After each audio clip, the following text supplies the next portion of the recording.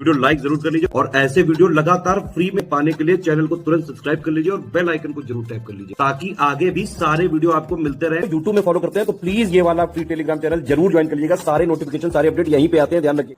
नमस्कार दोस्तों महादेव की कृपा रही तो 2027 तक अगर आपने मेहनत कर लिया तो आपके नाम के आगे भी अधिकारी लग सकता है। कौन कौन सी पोस्ट हैं जो 2026 में आ रही हैं जो आपको अधिकारी बना सकती हैं?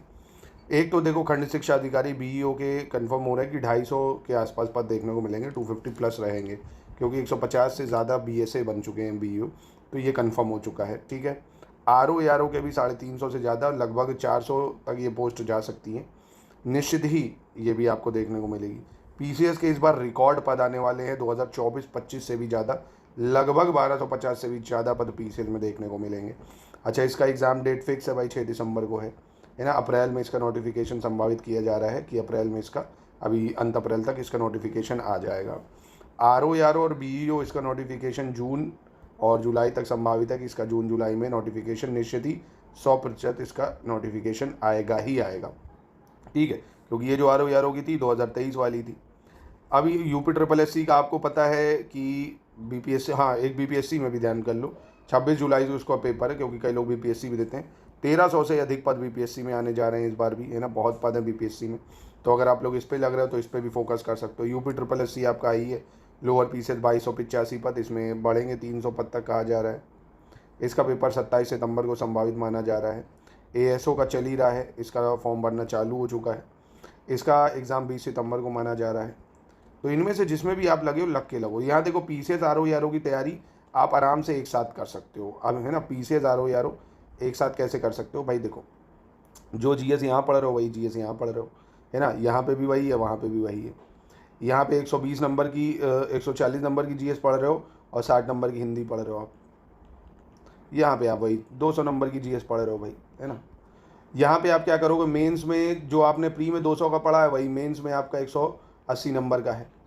हिंदी यहाँ पे आप दे रहे हो 100 नंबर का, और यहाँ पे भी आप दे रहे हो हिंदी 150 नंबर का पेपर। यहाँ पे भी 3 निबंध आपको लिखने हैं, यहाँ पे भी 3 निबंध लिखने हैं। तो ये दोनों तो आराम से साथ में किया जा सकता है क्योंकि इसी बार देख लो, पीसीएस में 20 से 25 लोग थे जो सेलेक्ट हुए, वो आरओ में भी सेलेक्ट हुए। तो आराम से इन दोनों की तैयारी तो आप साथ में ही कर सकते हो क्योंकि टाइम बहुत मिल गया। तो अभी आप क्या करो, दोनों की तैयारी यहाँ पे साथ में करो। वही जीएस पढ़ रहे हो जो ना, वो आपका प्री में भी काम आएगी, पीसीएस के भी और आरओ के भी, है ना। बस सीसैट के लिए थोड़ा सा टाइम निकाल लेना। सीसैट में कुछ नहीं करो, पिछले 5 से 7 साल के 10 साल के पेपर ही खाली लगा डालोगे ना पिछले 10 साल के, तो भी हो जाएगा। बाकी एकदम शुरुआत से सिलेक्शन वाली तैयारी करना चाहते हो तो इन सभी एग्जाम की स्टडी फॉर सिविल सर्विसेज के अगर आप सिलेक्शन मटेरियल को पढ़ते हो, हम पूरा कंटेंट पॉइंट वाइज आपको देंगे, सिलेबस को तोड़ तोड़ के पढ़ाएंगे, फिर क्विज से प्रैक्टिस कराएंगे, रिकॉर्डेड क्लासेस से प्रैक्टिस कराएंगे, डाउट क्लियरेंस देंगे, नोट्स भी पूरे प्रोवाइड होंगे। यानी अगर आप जुड़ते हैं इन तीनों बैचेज में या लोअर पीसेज में, घर बैठे बहुत ही शानदार तैयारी कर सकते हैं। इस बार भी देखिए कितने टॉपर आरओ के हों, पीसीएस के हों, सब एससीएस से हुए। तो ये आपके लिए एक अच्छा मौका है ना। इसको गवाए बिना अपनी तैयारी शुरू करो।